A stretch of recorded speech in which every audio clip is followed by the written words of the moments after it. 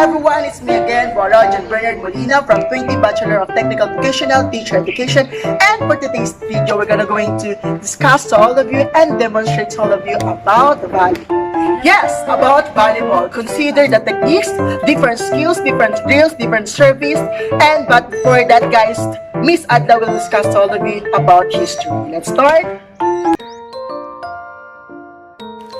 A pleasant day to each and everyone. I am Mary Rose Adlaw, and today we will going to discuss volleyball. So I know that all of you do know what volleyball is. Siguro nakita nyo na to sa school, sa barangay ninyo, o maging dun sa mga paliga ng SK sa lugar ninyo. Madalas ito yung kaagaw ng basketball dun sa court. Pero alam mo ba kung paano nagsimula ang volleyball? Volleyball was invented in 1895 by Dr. William J. Morgan, a physical director of Young Men's Christian Association in Holyoke, Massachusetts. So, ginawa niya to dahil feeling niya masyadong intense yung basketball. It is an alternative sport, indoor sport, para doon sa mga businessman. Ang volleyball ay originally called na mintonet. Derive ito sa isa pang popular na laro during that time na badminton. So, ang mintonet or ang volleyball is naging kilala dahil sa pagiging applicable nito or pagiging kilala sa all sexes. It means nalalaro ito ng babae at ng lalaki. So, nung naging popular ang larong ito, nakarating ito sa kaalaman ng isang profesor sa Springfield College sa parehong states. So, anong nangyari? Pinag-aralan niya yung laro.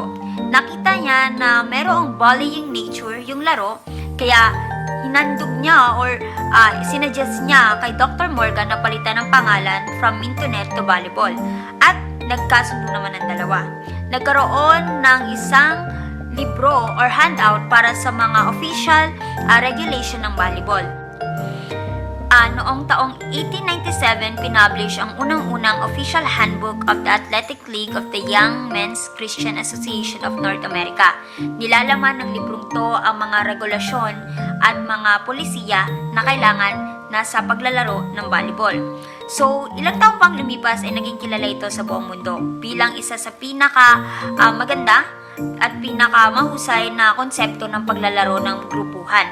So, dati, hindi uso yung pangalan ng mga grupo. So, nagkaroon ng tournament sa iba't ibang bansa para patunayan kung sino may pinakamagaling na manlalaro ng volleyball. Pinaniniwalaan na during the early times of volleyball, China is actually the dominant country. Ang China ay nanalo ng 4 na sunod-sunod na taon ng gintong medalya para sa larong ito. Ang China ay mayroong coach na si Zhang Rongfang na sinasabing isa sa pinaka-historical na volleyball coach. Gayon din naman ang pinakakilalang manlalaro during that time na si Lee Jianjun. So dati hindi pa uso yung konsepto ng MVP or Most Valuable Player. Bagkos ang namumuno or yung tagapagturo yung nagsasabi kung sino tingin niyang pinakamalaking asset ng grupo. At during that time, that particular coach named that player as the one of the most valuable player that he do have to win the competition that they do enter. So, yan yung maiksing history ng volleyball sa buong mundo.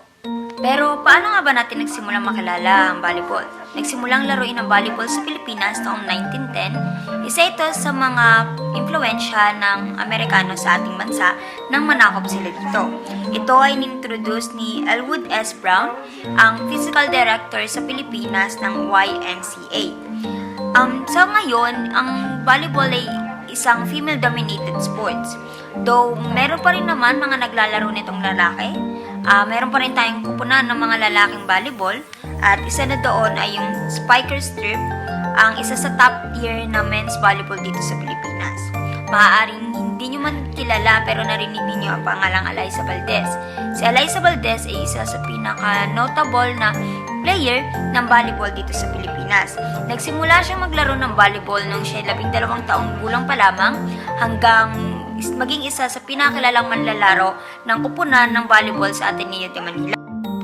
Ito ay naging pinto upang makakuha siya ng mga oportunidad hindi lamang sa Pilipinas kundi maging sa mga karating bansa nito.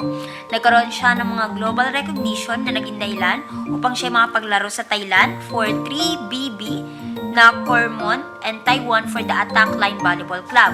So, ang paglalaro niya ng volleyball ay nagbigay ng napakaraming oportunidad sa kanya upang mas mapag-unlad niya ang kanyang sarili at maipakilala ang Pilipinas bilang isa sa mga bansa na may pinakamagagaling na manlalaro ng volleyball. Sana may natutunan ka ngayong araw. Halika, samahan mo ako. Laro tayo ng volleyball. Definition of volleyball. Volleyball is a game for two teams usually of 6 players in which large ball is hit by hand over a high net. The aim being to score points by making the ball reach the ground on the opponent's side of the court. So in this game, it shows the team sport in which two teams of 6 players are separated by a net. So there's a lot of game that can be played of some student or other people, such as basketball, badminton, and so on. But the volleyball is the best to play. And function of volleyball. The first is function of the line judge. Line judge are to assess the referee may calls free balls landing on or near the sideline and end line closest to them. The second function is function of second referee. The main role of the second referee is ensuring that teams maintain proper rotation on the court and stay clear of the net. Function of the blocker in volleyball. The blocker's job is to block the spike ball so that it goes back to the opposing team's side of the court. And the last function is the function of the libero. Libero is often the best defensive player on the team and this is used as a second defensive specialist.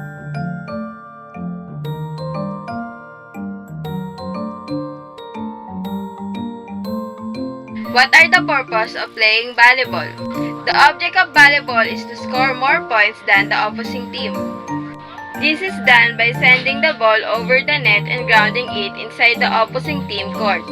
Before its player are able to hit it back over the net and ground it inside their opposition's court. However, whether one wins or loses, each player's strenuous and constant activities during the play of volleyball results in physical fit body and good cardiovascular health. What are the benefits of playing volleyball? The activities required when playing volleyball strengthen your upper body, arms, shoulder, abdominal, and lower legs. In addition, volleyball improves your hand-eye coordination, flexes, and balance. Last but not the least, volleyball teaches teamwork, communication, and is a great social activity. Hi guys! Now that we know the history, definition, and functions, purpose, and benefits of volleyball, we will move on to its rules and regulation. I am your reporter, Jusele Begata. Rules and regulations in volleyball. 1. Rules and regulations in serving. The server must serve from behind the restraining line or end line until the interaction occurs. The server should be served within 8 seconds. The ball can be served underhand or overhand. Before serving, the ball must be clearly visible to opponents. A serve ball may graze the net and fall to the opposite side for a point. The first game is determined by a volley, and each subsequent game is served by the previous game loser. Only a receive can be used to return a serve. There will be no setting or attacking a serve. Second, rules and regulations in scoring. 1. Rally scoring system will be used. Every time the ball is scored, a point is awarded. The offense will be scored if the defense misses or is hit out of bounds. On an offense miss, out of bounds hit, or serves into the net, defense will score. The game will be played to a total of 25 points. A game must be won by a gap of 2 points. Third, rules and regulations in rotation. A. Each time the team wins the serve, they will rotate. Player must rotate in clockwise direction. Each side will have 4 to 6 players. Fourth, rules and regulations in playing. A maximum of 3 hits per side are permitted. A player may not hit the ball twice in a row. A block is not considered a hit. During a volley on serve, the ball may be played off the net. It's a good thing if the ball touches a boundary line. A legal hit is defined as contact with the ball by a player's body above and including the waist that does not allow the ball to come to rest visibly. A player is not allowed to block or attack a serve. If 2 or more players make simultaneous contact with the ball, it is considered one play, and the player involved may not be participate in the next game. Only frontline players will be allowed to switch position only after the serves. Fifth is the basic violations. Touches to the net with any parts of the body while the ball is in play are allowed. If the ball is driven into the net with such force that the net makes contact with an opposing player, no foul will be called and the ball will remain in play. 2. Reaches beneath the net if it interferes with the ball or opposing player. 3. Failure to serve in a proper sequence. 4. Blocks or spikes from a position clearly not behind 10-foot line while in the back row. Lastly, reaching out over the internet except in following circumstances. 1. When carrying out a follow-through. 2nd, when blocking a ball in the opposing court that is being returned. The blocker must not contact the ball until after the opponent who is attempting to return the ball makes contact, except for the third play which was blocked. 6. Rules and regulations in court. Area of play. Indoor and outdoor courts are both 18 meter to 9 meters. Indoor courts also have an attack area designated by line 3 meters back from the center line. The court lines are 5 centimeter apart. The net height. The net height for men, co-ed mix 6, and outdoor is 2.43 meters, while the net height for women is 7.4 to 1.8. The net height shall be 8 feet. The ball. The weight of the ball ranges between 9 and 10 ounces. The ball pressure ranges from 4.5 to 6.0 pounds. So, now that you know the rules and regulation in volleyball, we will now proceed to the demonstration. So, let's go! So, what's up guys? Nandito ngayon tayo sa cover court. for a friendly volleyball. Pero bago ang lahat, ipapakita ko muna sa inyo ang mga equipment and attire na kailangan sa volleyball. Pero kung alin lang yung mga available equipments na nandito, yung ipapakita ko. Pero ipapakita ko rin sa inyo yung complete set na kailangan sa volleyball. So first is ang jersey.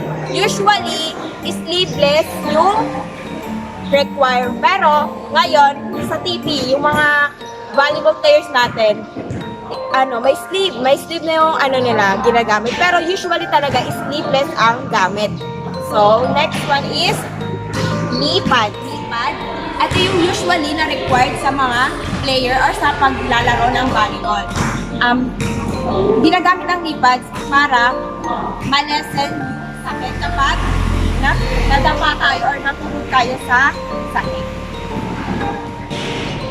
So next guys, let's go. Ipapakita ko sa inyo yung full court. So usually, kailangan sa court is 30 meter wide and 30 long. With a total of 60 feet.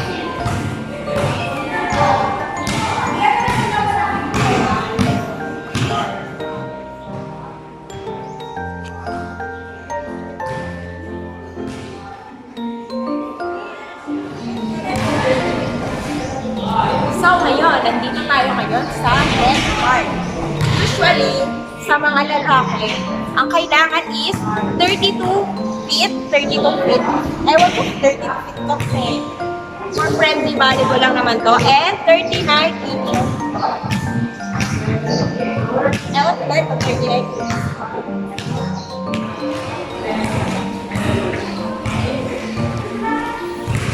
The next one is scoreboard. So, ginagamit siya para ma-monitor yung score ng dalawang panig habang naglalaro. The next one is ang volleyball. Ito yung typical na ginagamit sa paglalaro ng volleyball. Pero may iba't ibang bola na ginagamit sa paglalaro ng volleyball. Katulad na lang yung sa mga beach ball. Hi guys, it's me again. So last time naaalala nyo is nag-volleyball vlog kami. So ngayon, continuation lang ito ng aming volleyball vlog. So last time, nabanggit ko yung mga equipments na ginagamit sa paglalaro ng volleyball. Last time, may mga equipments akong hindi nabanggit na hindi available that time habang kami naglalaro. So ipapakita ko siya ngayon. So, for today's video, ipapakita ko yung mga volleyball equipments na hindi available last time. So, let's start. So, ito na. The first one is the ankle braces. So, ito yung usually ginagamit kapag may injury or may minor injury yung naglalaro. It's also for safety purpose para hindi lumala yung injury natin sa ating ankle. So, the next is the volleyball arm sleeves used for both comfort and protection. So, nilalagay siya sa ating arms. So, ito daw is ginagamit for protection from ours. Pero usually, ginagamit to ng mga athletes pang style lang. So, the next one is the backpack. So, importante to sa mga player para sa kanilang mga accessories or ma-organize yung mga importanteng gamit and usually yung required is yung maraming packets para mas marami tayong mapaglagyan. The next one is the ball hammocks. Ito yung mga lalagyanan ng bola para ma-organize yung mga bola at hindi siya pakalat-kalat. Usually, nakikita lang natin to sa mga court na siguro mga mamahal. Yung mga may mga pang-budget na court, char. The next one is the volleyball cart. So, pares lang siya ng volleyball hammock. Magkaiba lang sila ng shape. So, pares lang sila ng function para ma-organize lang rin yung bola. So, yun lang. The next one is ito, volleyball coach's clipboard. This one is ginagamit ng mga coach to show their players kung saan nila ipoposition yung sarili nila or saan sila pupwesto. So, the next one is the finger tape. So, ang purpose ng finger tape is for protection. Protection to kapag nag-hit or nagbablock tayo ng bola.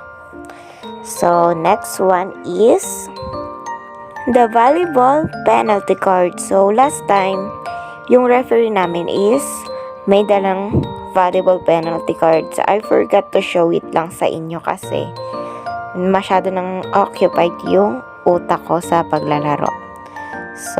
So meron tayong dalawang cards, which is the yellow cards and the red card. So, these both cards are considered warning kapag may penalty ang players.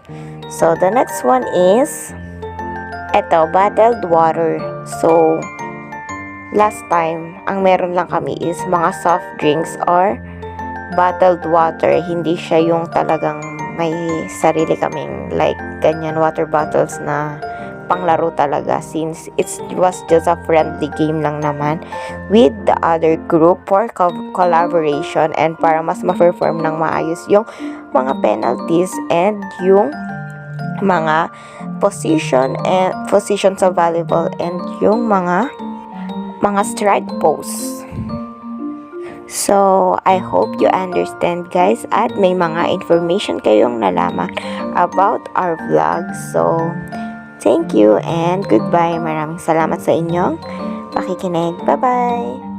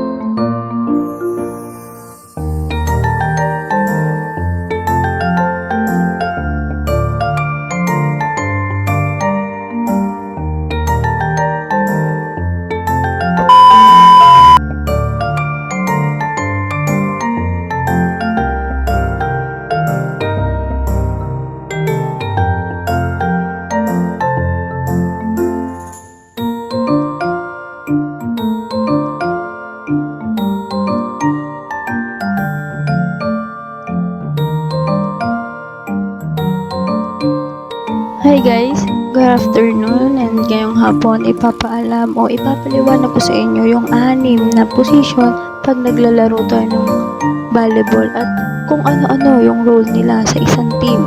Alam niyo ba, ang ganda nito kasi bawat player is may kanya-kanyang unique role. Kaya naman, let's start. Tara! Ang first position po natin ay setter. Ang setter daw ay siya ang may main contribution na isang opensa sa isang volleyball. At alam niyo ba, ang katangian ng isang setter ay dapat mabilis ito magkaroon ng communication sa kanyang mga ka-teammates.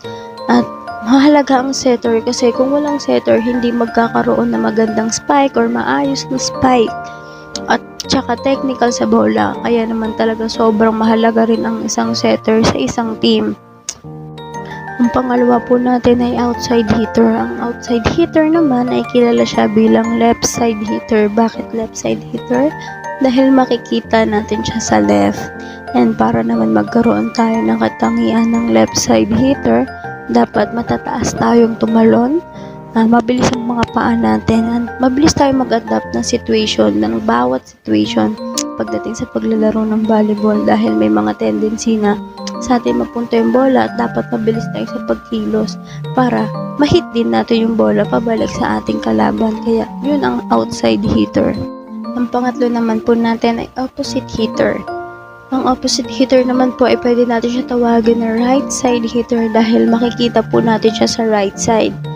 Ngayon, ang mga katangian naman po ng right side hitter ay dapat marunong ka mag-balance both offense and defense. At bakit ba natin to kailangan i-balance? Kasi may mga tendency na pwedeng ikaw lang din, ang right side hitter lang din ang puro mabigyan ng bola. At dapat, katulad na sa outside hitter, matataas din tayo tumalon. At kaya naman makikita natin na ang right side hitter ay napaka-special din posisyon katulad ng mga nauna. Ang pang-apat po ay ang middle blocker. Ang middle blocker naman po, ang tungkulin nila ay sila yung unang depensa laban sa tira ng kabilang team.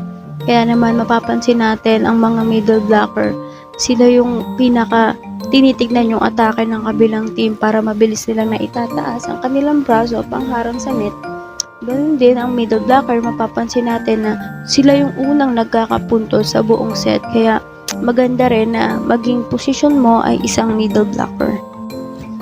Ang panglima naman po natin ay libero. Ang libero, very familiar po na sa atin ito. Pero kung hindi tayo naglalaro ng volleyball, nakakalito po siya dahil lagi lang siyang nasa likuran ng court. And alam nyo ba na ang libero ay marami rin silang mga rules na dapat sundin katulad ng not attacking a ball at the front of the net and playing a set for attacker for in the front and more. Marami pa. Pero dahil doon, dapat kailangan nila yung sundin dahil nga libero sila. And para hindi tayo malito, kung titignan natin kung ano ba ang libero, makikita natin sila sa bandang likuran na nagsusuot ng ibang kulay ng jersey at ang tawag doon sa kanila ay libero. Ang pang-anim po natin ay defensive specialist. Sabi dito, ang defensive specialist is their to ability to substitute out of any player on the court. This will be count against the team's total of 12 substitute. And the defensive specialist traditionally focuses on the ball control and passing and works well with the libero. At ayan po ang 6 nating positions and ang kanilang mga role. Kaya naman, thank you and God bless.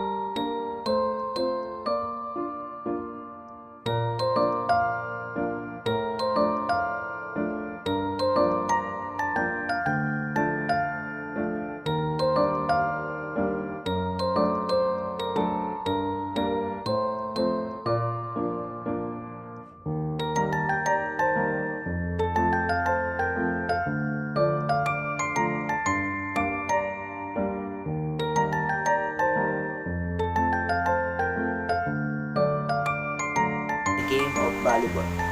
So what are the importance of hand signals? Referee use several hand signals during a volleyball game. The referee blows the whistle to signal the start and the end of each play.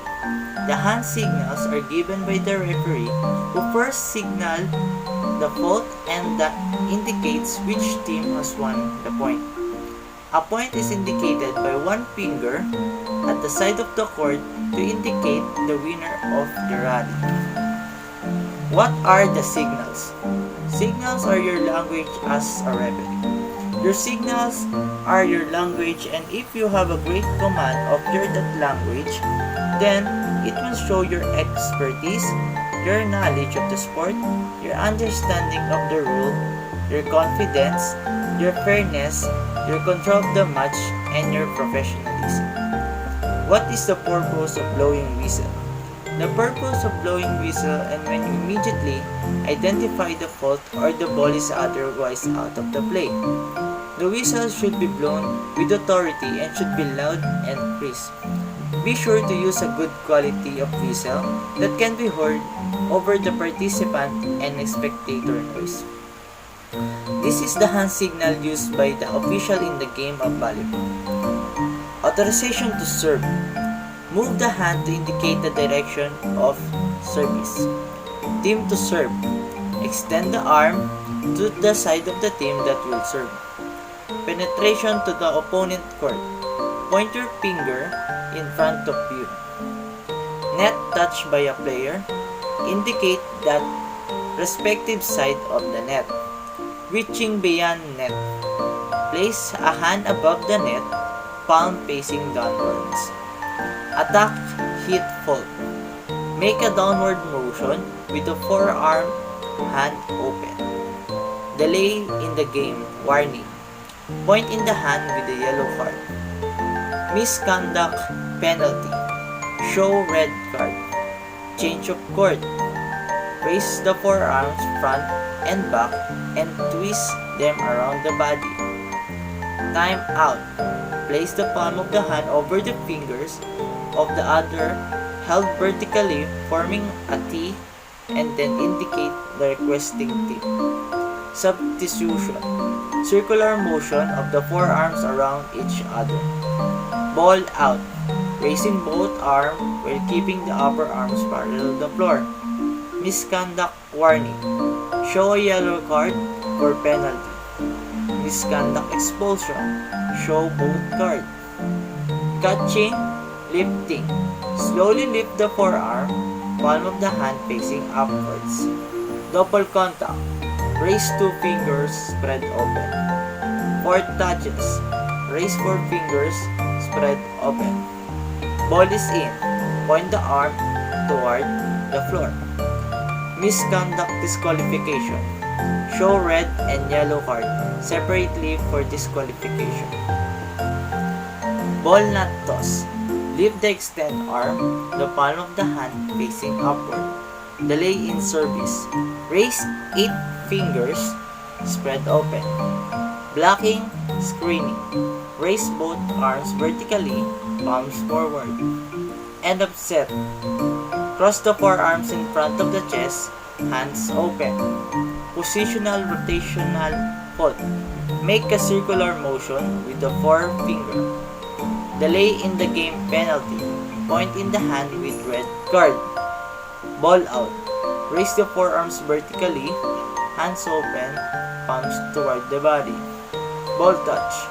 Brush with the palm of one hand, the finger of the other held vertically. So now that you know the importance of hand signals and the official use of hand signals in the game of volleyball, so for the next video, I will execute and demonstrate to you the official hand signals of the volleyball that I discussed in this video. So let's go.